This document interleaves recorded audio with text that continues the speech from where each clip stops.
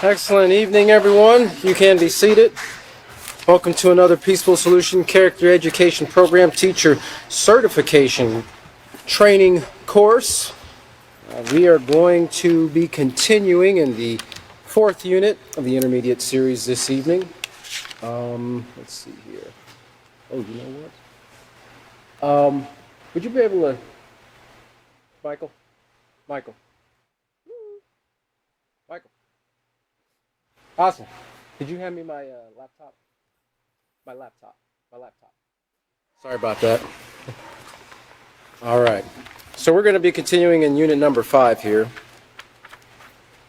I forgot a teaching tool. All right. Thank you. Okay. Let's say unit 5. I mean, chapter 5, unit 4. All right.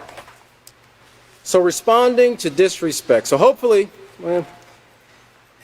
not hopefully, you were able to put these lessons into practice, but if you did have an opportunity to come up against some disrespect, hopefully you remembered what we've been learning from this unit so far. We're almost done with it here. We're pretty close to the very end. On the traits as a teacher, of course, that's what you're training for. That's what we're training for. To become teachers in these lessons here so that we can show others how to demonstrate these character traits. Of course, as teachers of the Peaceful Solution, it is our responsibility to also role model these characteristics, these character traits to our students so that they can not only hear what's being told to them in the lessons, but they can actually see it. You know, people grasp, they have a greater understanding of things when they can actually see them in action. Right? See them being demonstrated, see them being practiced, and they retain even more of it when they actually hear it and then immediately begin to put those things into practice. I got a bug here that's, now I'm going to have to respond peacefully with respect as he gets in my face here. But when they see it and they practice these things, it drives it deeper into their heart and their mind. It drives it more into their consciousness so that they have a practical way through experience. In that regards, this type of experience, putting the Peaceful Solution into practice is a perfect type of experience, is a great way for them to retain this information. Now, if you remember what we were talking about last class, we were talking about dealing with dress, you know, and responding to disrespect from the opposite sex. And of course, some of the things that I was covering was showing some of the disrespectful ways in which we can present ourselves in our dress, but also one of the things we want to keep in mind from what we were covering here is that both sexes, it applies to both males towards females and females towards males, or even toward the same sex. Sometimes guys will joke about certain things towards other guys, you know, those locker room antics and things of that nature. You know, we should keep these comments from taking place at all, because of course it does make people feel uncomfortable, and it does put them in a particular spot where they can become very self-conscious when you're speaking about things on their bodies, especially as they're going through these changes in their lives, you know, with puberty and so forth. So we were covering how, you know, boys, well, if we look back here on page 142, we covered these true and false sections, and just to refresh that real quick, and it was a quiz, of course, that you could actually give to your students, a true or false quiz. Seems like a lot of young people like to play true and false every now and then. So here's an opportunity, but with a positive outcome, an opportunity for them to learn as they go through this section here. Number 1 said both males and females should dress, speak, and act appropriately at all times. That was one of the points that we covered, and we rehearsed where we went over this information in the previous pages. Of course, that's true. It is false that you should let your friends pressure you into being disrespectful by making sexually inappropriate comments. And that, again, you see in number 2 there, it doesn't put a gender on that, you know, because it can apply to either male or female in that regards. And of course, we talked about, you know, what true friends are. Okay, a true friend will respect your goals. They'll respect your desire to develop a moral character. A true friend would never try to persuade you or pressure you into doing something that you feel uncomfortable with doing, especially if you're uncomfortable because it's immoral, right? A person might feel uncomfortable about going to a peaceful solution class because, they don't know anybody there. It's their first time. Well, that's a little bit different. They're trying to encourage you to do something that's going to be positive, that's going to improve your character, that's going to improve your value and your self-worth. All right, help you to be better able to interact in a positive way with your family, with your friends, with your teachers, with society in general. That's a little bit different. Sometimes being uncomfortable about things doesn't necessarily mean a negative. It doesn't necessarily mean it's negative. And this is why we go over and over and over with our students, laying the foundation for them to understand why it's so important to get the facts, to educate themselves as much as they possibly can about any particular thing that they're going to have to make a decision on, especially when it comes down, or it will affect their health, their morals, right? Their self-respect, their reputation, right? These things are important because, they can make impulsive or uneducated decisions that can cost them dearly in life, both present and in the future as well. So this is why we tell them, in thinking about something like that, being pressured into doing something that would make you feel uncomfortable, think about what it is that your friends are trying to pressure. Is it something that will bring harm? Is it something that will educate and improve my character, my self-esteem, my self-worth, and so forth, my knowledge in a particular subject? Right? And so when they're able to take this information and weigh it out and place it in a category of positive or negative, then they're better able to make an educated decision that will be in their best interest, and of course in the interest of others. So that's why, we went over so much in the acceptance unit about peer pressure and conformity, because it's a big draw, it's a big push for a lot of young people, and it's for adults as well.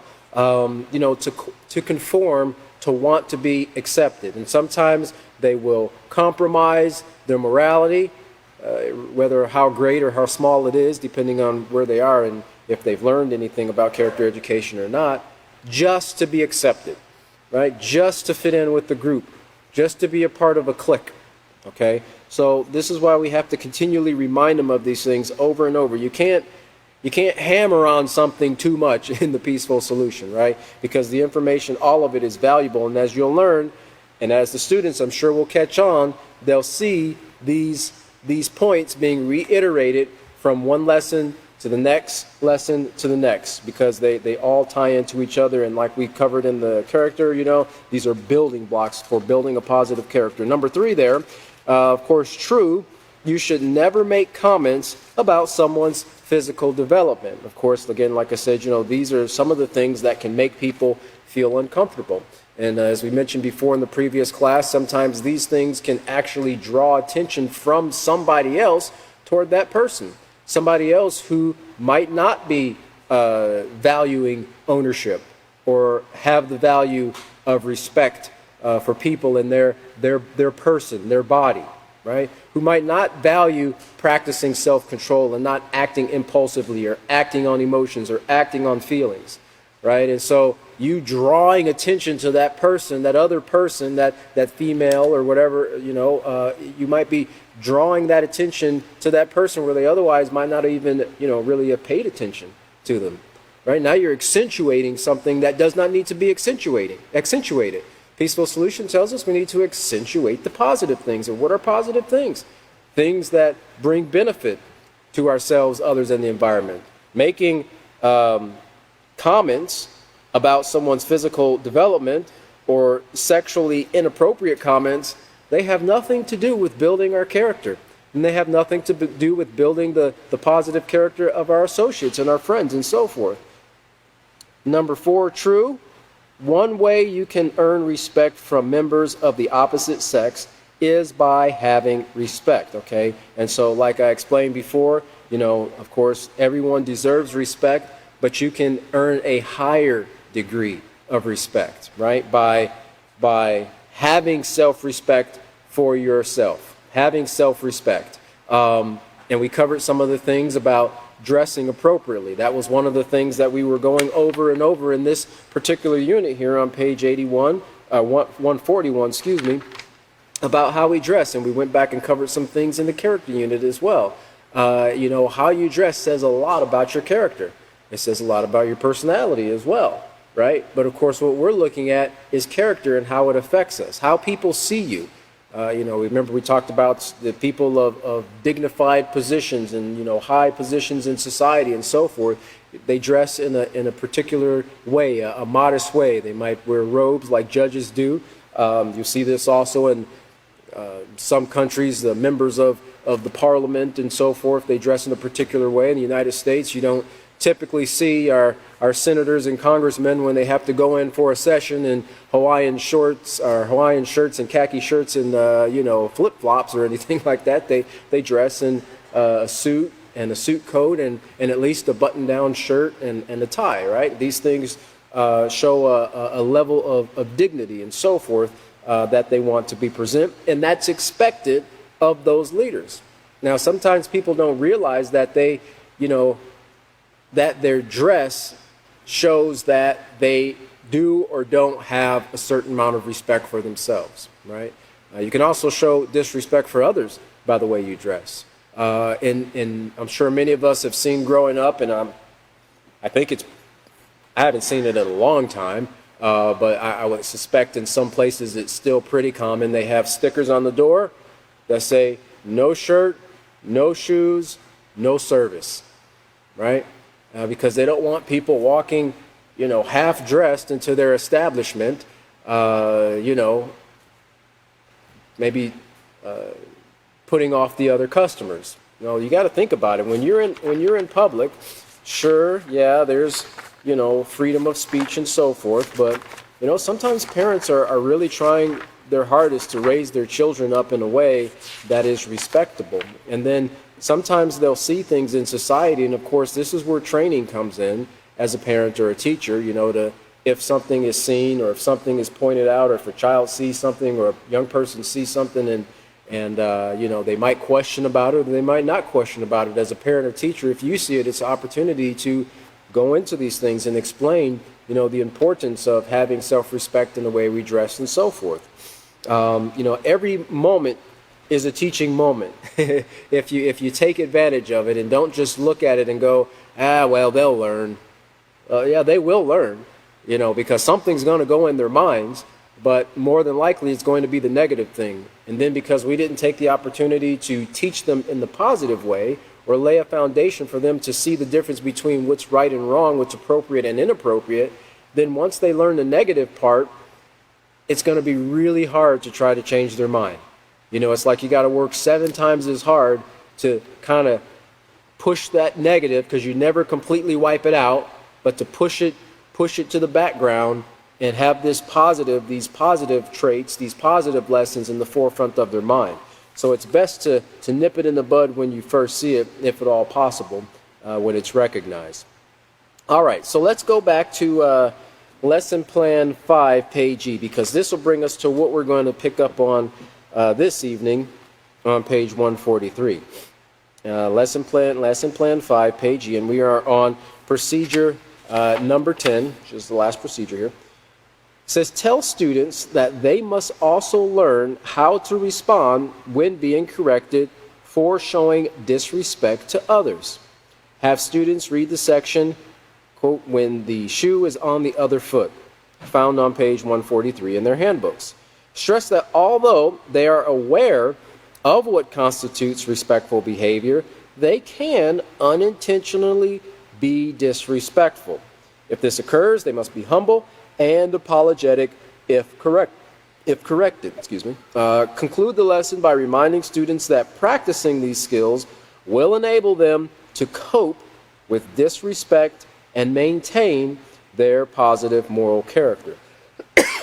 That is when they're being corrected as well. And this is, it's interesting that word cope there, because it's something that that's used a lot in society, especially when you're dealing with, you hear it a lot in the field of psychology, because people have different coping mechanisms. And if you remember what we covered in the self-control unit, chapter 3, in anger, and we talked about the different anger styles that people have. And, you could almost classify those anger styles as how they cope with that anger, how they deal with that anger. We covered withdrawing, attack, and displacement, right? Some people, they turn to alcohol. Some people turn to drugs. Some people in the attack part might turn to physical violence towards others. Some people go into like a state of deep depression, all right? And that's how they have been trained to cope with it, until someone trains them in a different way. But it is a coping mechanism. It's like when you're naturally, when you go through some type of trauma, one of the coping mechanisms of your body is to throw you into shock, right? Sometimes people they'll be in shock, and it's like they don't even really take into consideration what's taking place. It's like they're almost numb to what's taking place in their environment, right? That's kind of a natural coping mechanism for the mind. Your body does that as well with pain. You cut yourself or you hit yourself with a hammer. Your body sends out adrenaline, to cope with that pain. Usually that's so that you can get to someplace safe and get it repaired or start the repairing process as quick as possible. If you had to deal with the pain immediately, then it might be quite difficult. But these are things that we have to teach our students so that they can positively cope. There's nothing wrong with coping, but we want to give them positive methods, resources to help them cope with dealing with disrespect, because they're going to run into it. It's not realistic to tell them because they're learning these things, they'll never encounter disrespect, right? Remember, a part of setting goals is to set realistic goals. So it's not a goal that there will never be disrespect, but the goal would be, I will respond to disrespect in a positive manner, right? I won't respond to disrespect with more disrespect. And as much as it's within my power to do so, which it's pretty much always in our power, unless we're, under some type of anesthesia or something like that, I will always show respect to other people and myself, right? Because that's something that comes from within. No one forces us to be disrespectful. Like the statement that we mentioned before in dealing with anger, no one makes you angry. No one forces you, or no one makes you disrespectful. Okay, this guy said this to me and I just had to say this to him. I was tired of it, for heaven's sakes. Every day, in and out. And I finally just had it up to here, and I had to put him in his place. Now I feel better. And I won't do that anymore. I know that was wrong. It's kind of like when people say, I don't mean to be disrespectful, and then they go ahead and show you disrespect, right? I don't mean to sound, they should say, I don't mean to sound stupid, but I'm going to go ahead and sound stupid. All right, so we're going to pick up on page 143 here, and we're talking about when the shoe is on the other foot. Just want to get my little laptop here, so some of my slides I didn't get to print, so I want to make sure I see them. All right, so there we go. Now it says, when the shoe is on the other foot, the primary focus of this chapter has been to teach you how to respond when someone who is showing to someone, who is showing you disrespect. But what if the shoe is on the other foot and you are the one who has unintentionally shown disrespect to someone else? Unintentionally, because this can occur, right? Sometimes this can occur in situations where, remember what we talked about, how familiarity can breed that disrespect. And, friends tend to gather in groups, and it takes a little while. It's kind of like in sales, they talk about, a cold market, right? It's cold because you haven't introduced yourself. You haven't talked to them, and you don't really you don't really know them very well. So people sometimes they kind of give you the cold shoulder because they don't know you. But slowly you talk to them a little bit more, you've spoken to them a time or two, and then they kind of open up or they warm up to you. Okay, and so now you've got a warm market. These are people you deal with on a regular basis. Well, what occurs when you get warm? You get a little bit more relaxed, right? And that's how we get sometimes when we're around people that we're very familiar with. And sometimes we can, I think we've all done it from time to time. We can be having a great time and we can just be joking around, and then we pop off and say something that was extremely disrespectful, right? And we shield it with laughter. Oh, come on, man, I was just joking with you. Come on, don't be such a baby. If you can't take the heat, get out of the kitchen. If you can't run with the big dog, stay on the porch. All these different things, don't worry about it. Those kids, they're always, razzing on each other. That builds character. That's the old saying. That builds character, right? And we've seen how some of these character building activities in the form of hazing has left others seriously injured, or even several occasions that have come across the news, dead. Young people who have been hazed because they've joined certain social clubs, band or sports clubs and things like that, and they actually died as a result of the severe hazing. You see a lot of this in college when you would think that people are becoming a little more rational and not making emotional, impulsive decisions, but not quite so. All right, remember what we talked about, scientific studies, and the psychologists have found that most people, generally speaking, this isn't a given for everybody, don't get that sense of rationality in their mind working properly until about the age of 25, right? And insurance agencies, all these different agencies, they know about this. That's why your insurance is way higher when you're 25 and under, especially if you're a male, because males tend to take more risk than females. Not to say that there are no females who take risk out there, but males tend to, they have these like quotes or sayings on online, why females live longer, and you'll see, a guy standing on a 20-foot ladder with a hydraulic jack underneath it to wedge the ladder between the jack and the ceiling so he can climb up and change a light bulb. That's risk-taking behavior. A woman's just going to be like, well, just hire an electrician and get a scissor lift or something. Don't kill yourself on that. I can do that. We don't need to hire no electrician. And then guys end up in the hospital and, broken leg and busted spleen. And they're like, it's not that bad. You're coughing blood. It's pretty bad, I'd say. But this is why we have to educate them, about these things, because their minds are still in the developmental stage, right? So now remember what we talked about in the, this was page 17 of this unit here, because it says, well, what if the shoe is on the other foot and you are the one who has unintentionally shown disrespect to someone else? This would be a perfect time to go back to page 117 and remind your students about the 4 types of disrespect. In fact, I think I have that slide in there. But it's on page 117. Everybody should have their respect unit anyway. And then we see here, it's talking about disrespect hurting.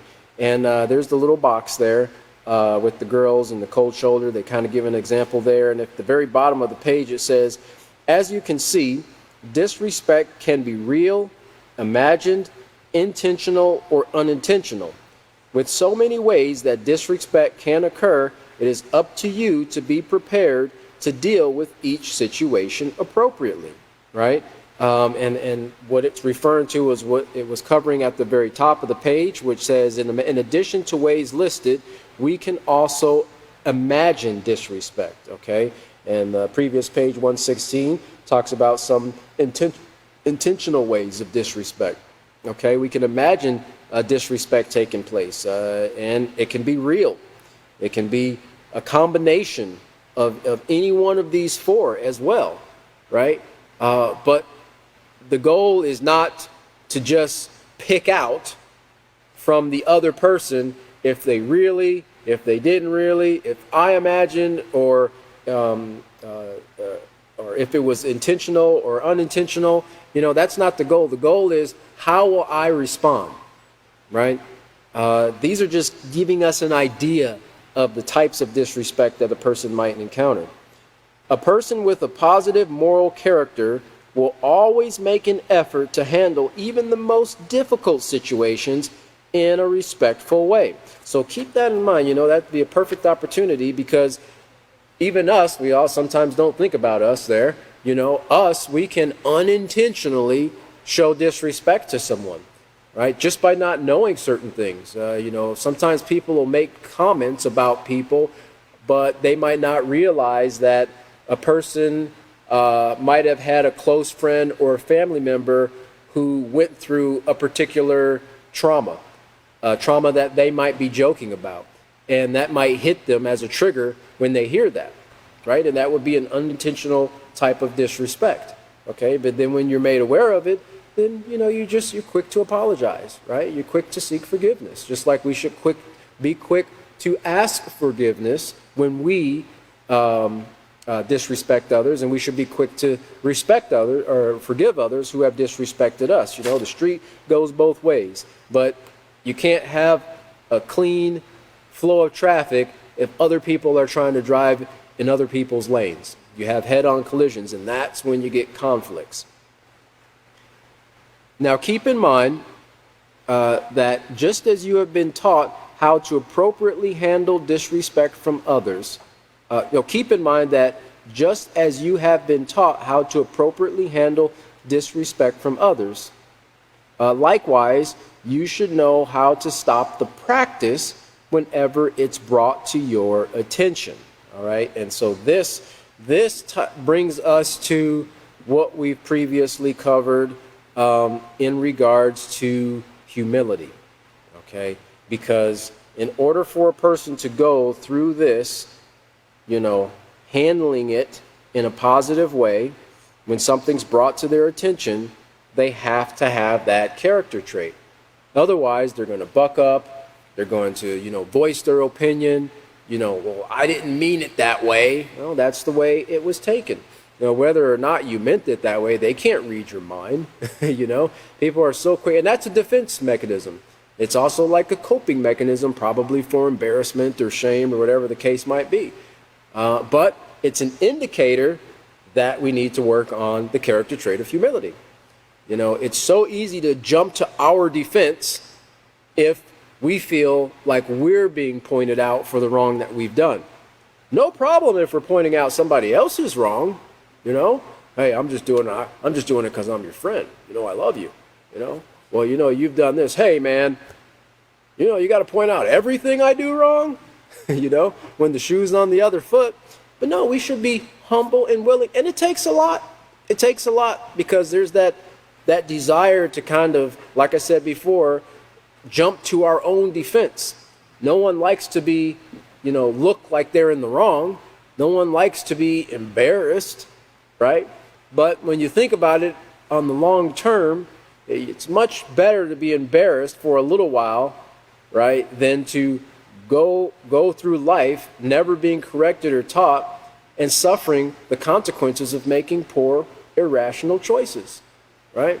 So, embarrassment, like they say, nobody's ever died from embarrassment, right? It's just a temporary thing, and it goes away after a time period. Let's look at this next slide. This is from the acceptance unit, chapter 1, page 9. Hopefully I've got it in order there. But it's talking about humility, because I'd like to, I think it's before that one, or it might be after that one. Humility is the key, though. There it is. All right. So acceptance unit, chapter 1, page 9. And if you look at the second paragraph there, it says, a humble, thankful attitude leaves no cause for conflict, right? And, sometimes people think, especially young people, wait, you expect me to be you expect me to be thankful? I can see humble, all right? Not talking back and accepting the correction and so forth. But you want me to be thankful too? because you're pointing out I did something wrong. It's hard to see when you don't see the end result of the correction, of what the correction is for, right? It's like when people don't see the difficulty of having, it's like we like to give the example of Sir Edmund Hillary, it's the first man to reach to summit the highest peak of Mount Everest, right? And, he had to go through some difficulties in getting up there, but he didn't much mind the difficulties because he had a greater goal in mind, which was reaching the summit. So if our students have the goal in mind of building a positive character, building the strongest moral character that they could possibly have, then they know there's going to be bumps in the road. They know there's going to be setbacks. They know they're going to fall and have to pick themselves back up, right? That's just all a part of the process. And as parents, we have to remind them of those things because, a lot of young people, it takes a while for that balance of emotion to rationality, to kind of balance out.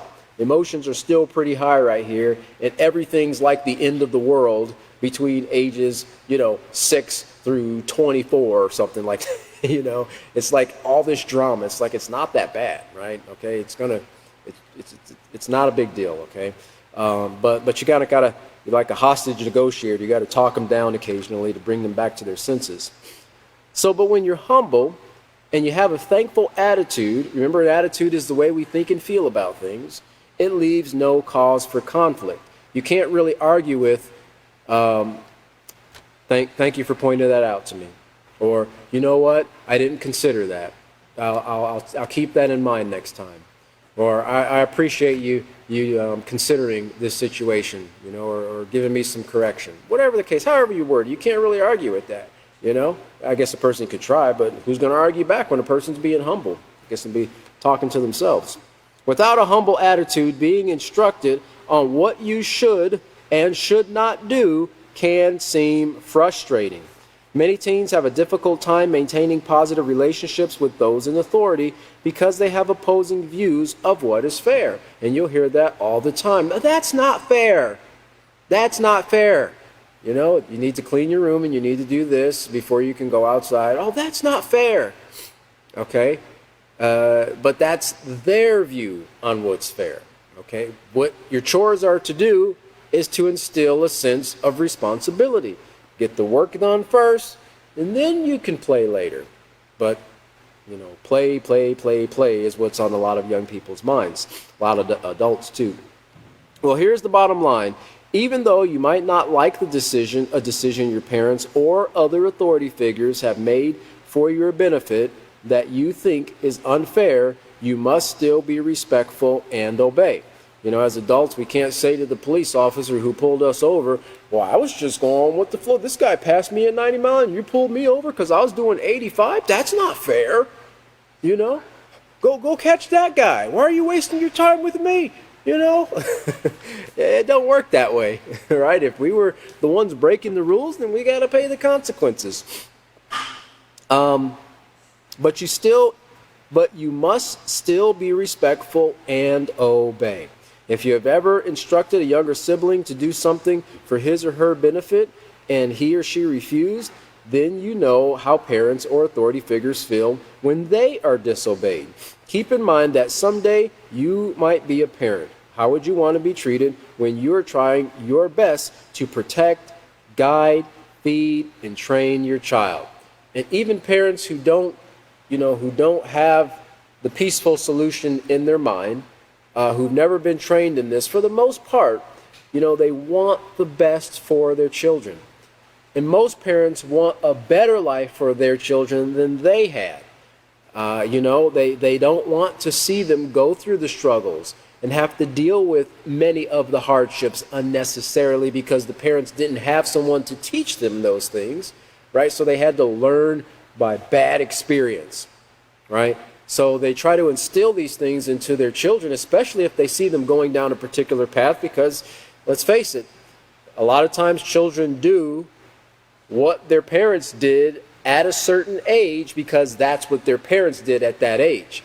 Those things were kind of genetically locked into the DNA of the child, and then when they reach that age, now they're doing the same thing that the parent does. The parents are like, I don't understand. We tend to forget a lot of things that we did when we were younger. I don't understand why they're acting this way. I don't understand why they're treating me this way. And children always have the same thing to say. Mom, you're old-fashioned. Oh, Dad, you're too old. You don't understand. We have internet now, or we have electricity in our house now. And I'm like, hey, listen, I'm not that old. All right. I didn't know Sir Isaac Newton, or who was the key guy?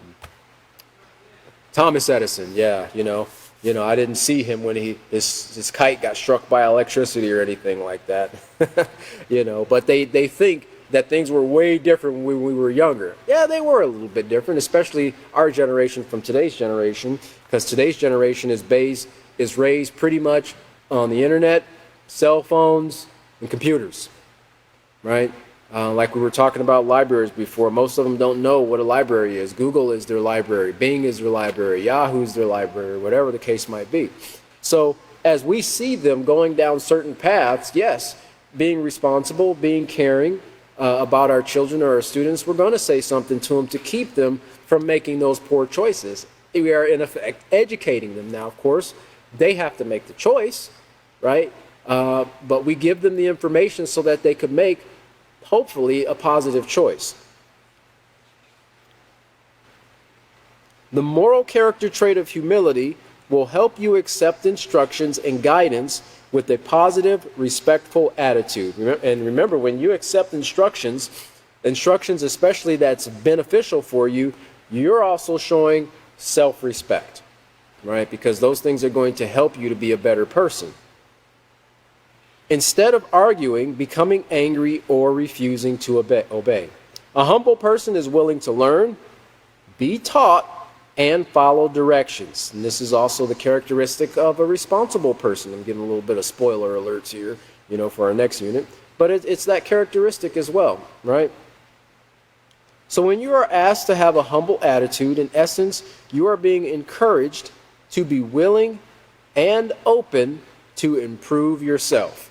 Now, people spend thousands of dollars on courses, on self-improvement courses, and seminars and workshops and breakout sessions.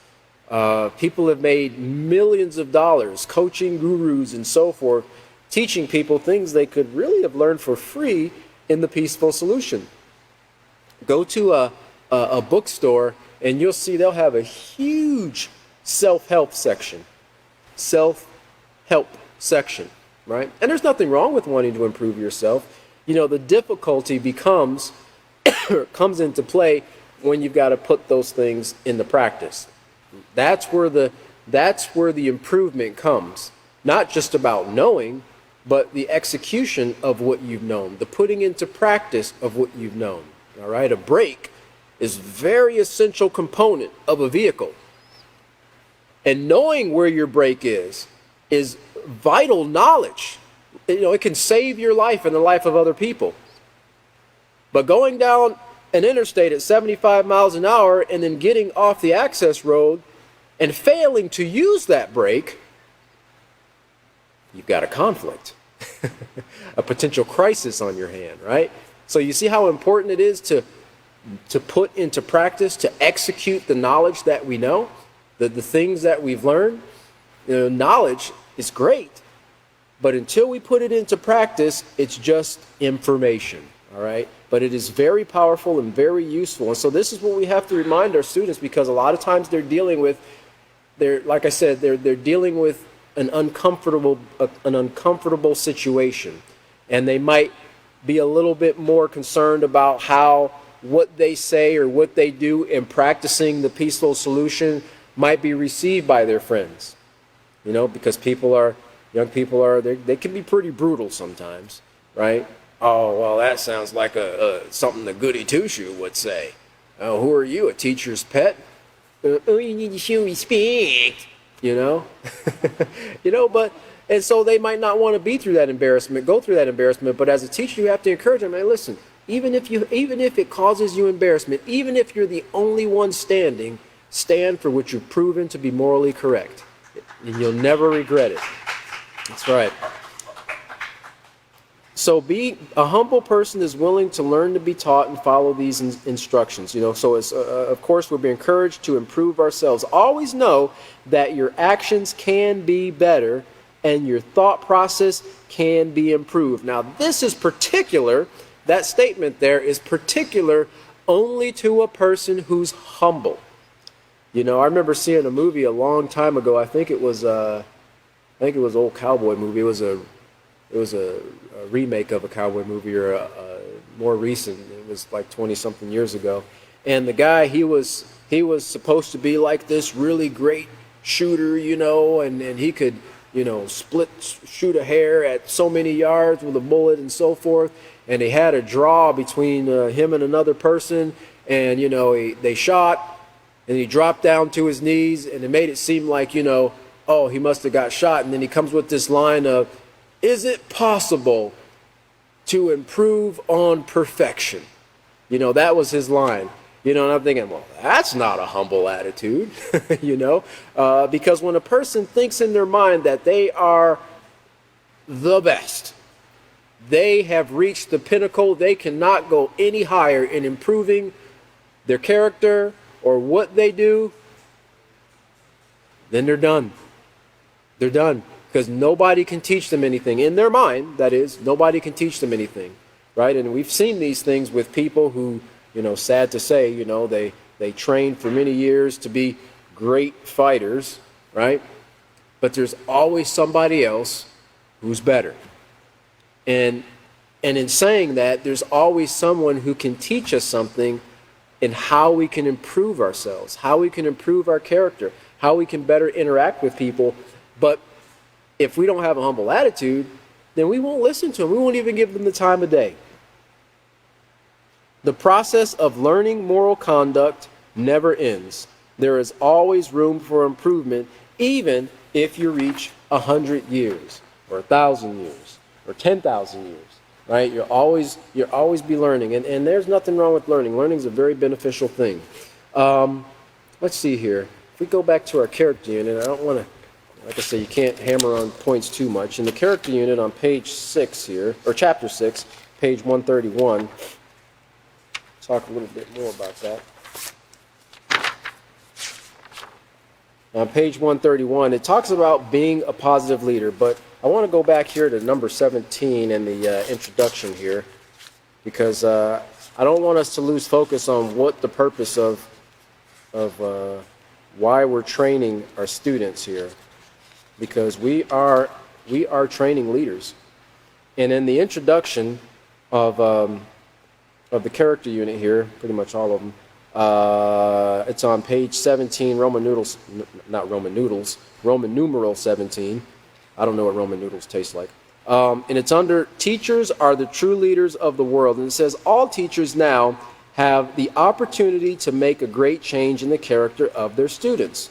With the use of the Peaceful Solution Character Education Program, you are not only teaching, you're actually molding leaders. And that's something that, as teachers, we can't lose focus of. When we go over these lessons, we're not just spitting something out to fill up 15 minutes or 30 minutes or an hour's time. We're molding and shaping leaders who will use what you are instilling in them to bring about better living conditions in this world. Because the young men and women that we're teaching today are going to be the leaders and the decision makers of tomorrow. We must not fail to build moral values in the students we are now teaching. This will not just reflect in the child, but the entire world around us. That is, your leadership will be reflected in the actions of the leaders you have taught and will teach.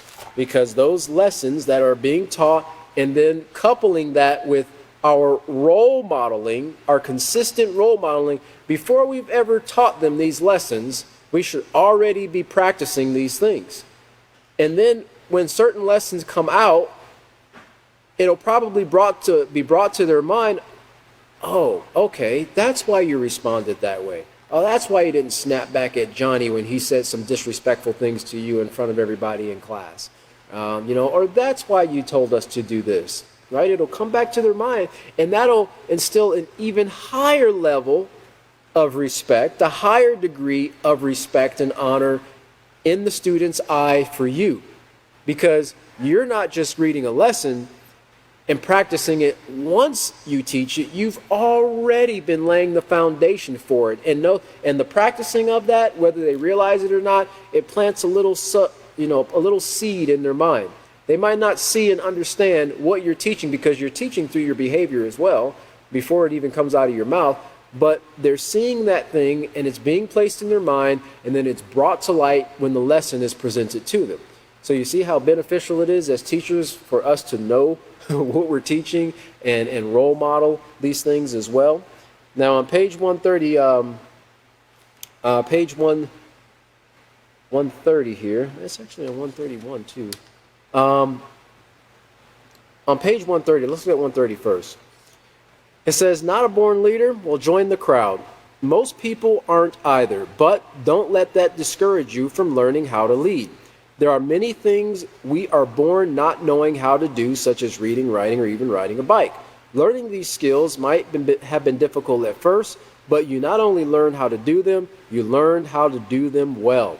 Leading others requires character, personality, and skills, but to be the very best, you must develop a positive character and a harmless, helpful personality.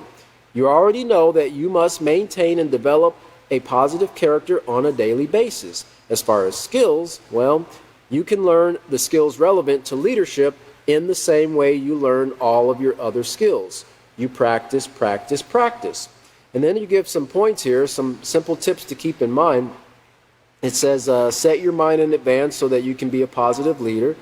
Value how learning to lead can help you maintain a positive character. And of course, what we are covering here on 143, the correction. When you have unintentionally shown disrespect and it's brought to your attention and you're being corrected, well, that's also a part of the learning that will help that student to become a better leader. Learning how to control their tongue, to not impulsively just say what's on their mind, to stop and think before they open their mouth or before they make any type of decision. So value how learning to lead can help you maintain a positive character. And of course, number 3, don't quit trying. If you have ever experienced being in a leadership position, for instance, being a class leader or club president, you are well aware of how much responsibility it takes to be a leader. Remember, there are both positive and negative leaders. What category does your leadership style fall into? Do you motivate others to apply their positive character traits or achieve goals? Do you treat those who look to you for guidance with respect and compassion? Think carefully about these questions, because being a positive leader includes all of these and more. And on page 131 here, under Be a Positive Leader, it says all leaders share specific qualities and skills. How many of these character traits and skills do you have? And then if you look down to number 3, well, look at 2 first, 2 and 3. It says positive leaders are respectful. They are respectful to authorities. Now, this would be a situation, it could be a peer, but it also could be an authority that had pointed out to you that, hey, what you said or what you did was very disrespectful. All right? So they're respectful to authorities, but notice also to their peers and to themselves. Beware of someone who is in a position of leadership and is disrespectful to his parents, teachers, or any other form of authority. And in number 3 there, positive leaders are responsible for their actions. Now, again, tying it back into what we were talking about on page 143 of Respect Unit, when something's pointed out to you, be responsible for your actions. One of the most irresponsible things a person can do when they're corrected is start pointing out the actions of the other person or other people.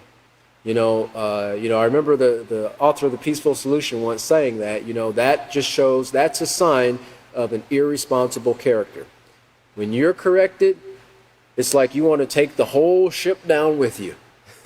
You know, they want to start, well, such and such has done that, or such and such, what about that person, or what about this person, or they do this too. No, I'm talking to you. Focus on you.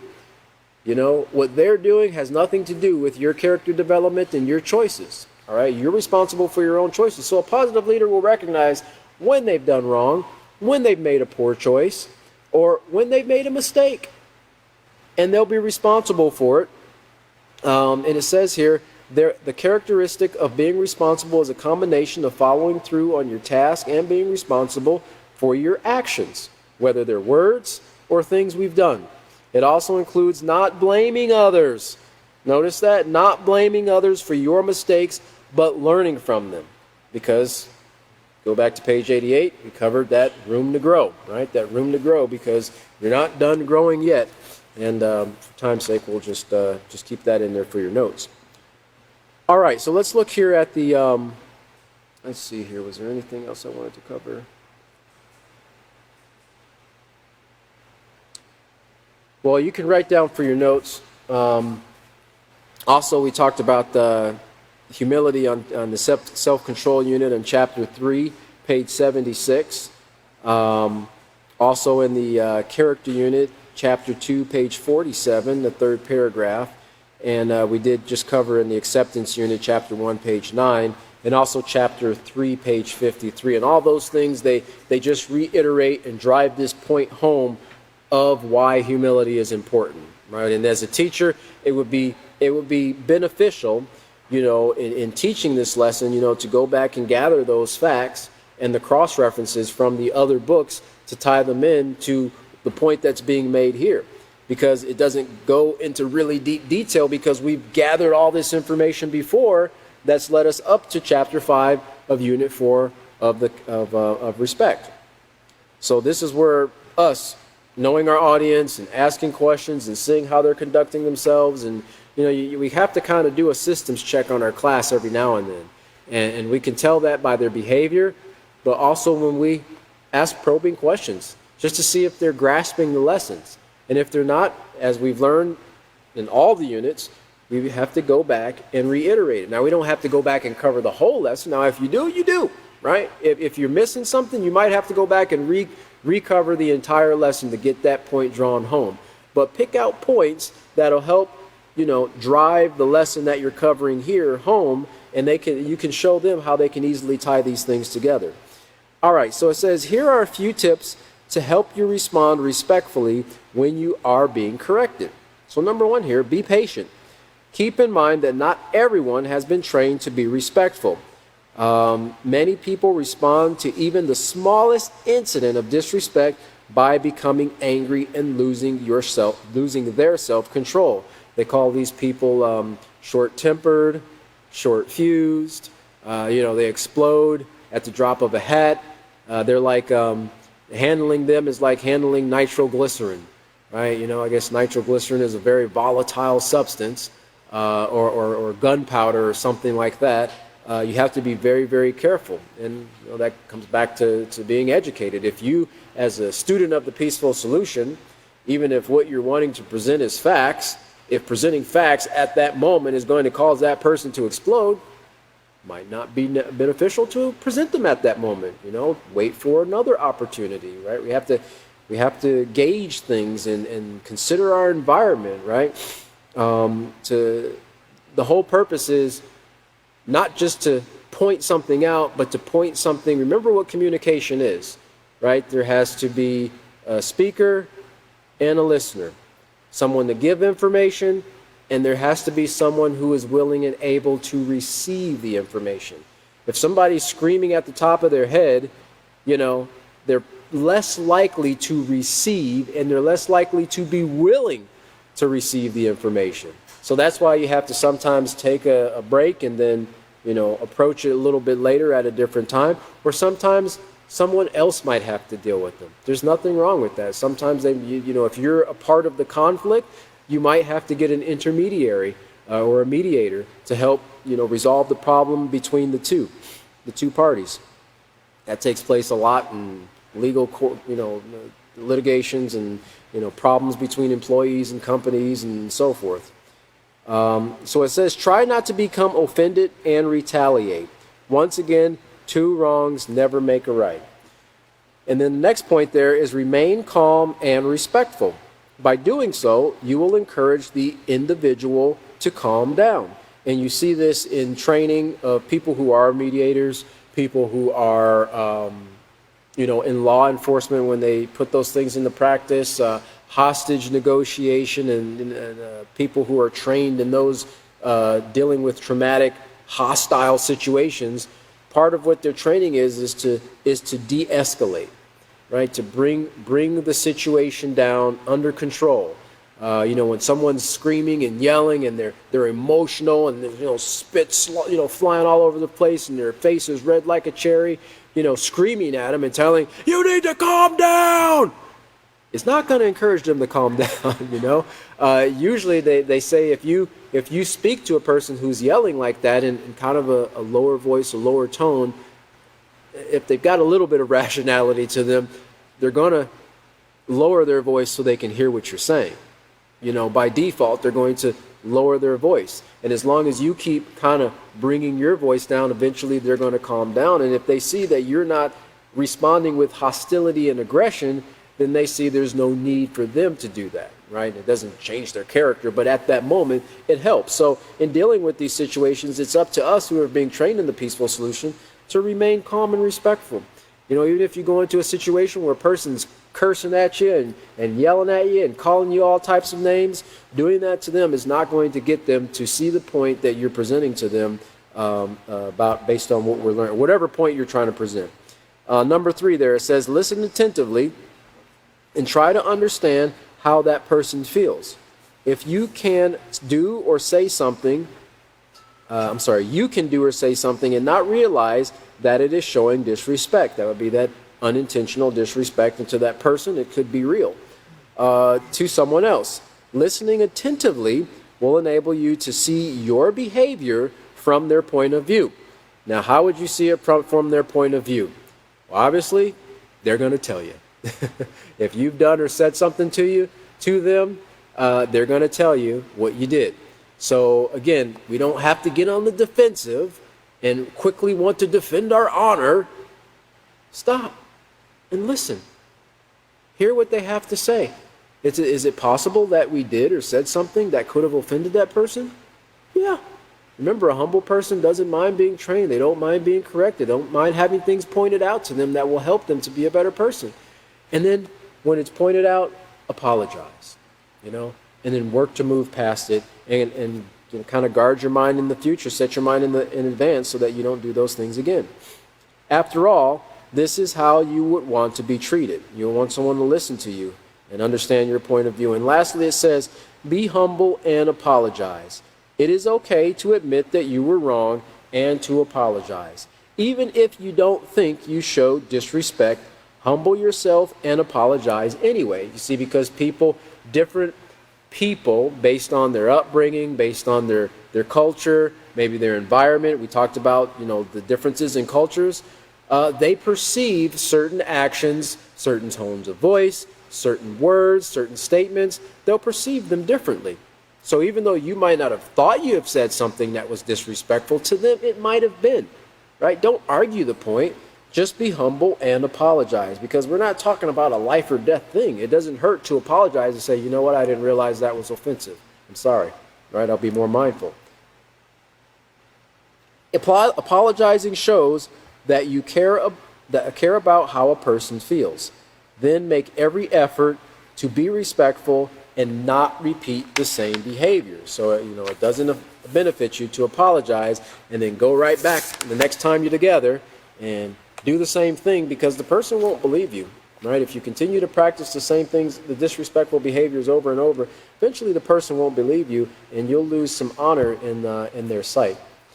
But we're going to stop right there on page 143, and David will pick up in the next class on 144. We'll get into the review here. And our next class will be this upcoming Sunday, July 23rd at 5:30 Central Standard Time. Thank you all for coming out. We look forward to seeing you at the next class. Everyone have a wonderful evening.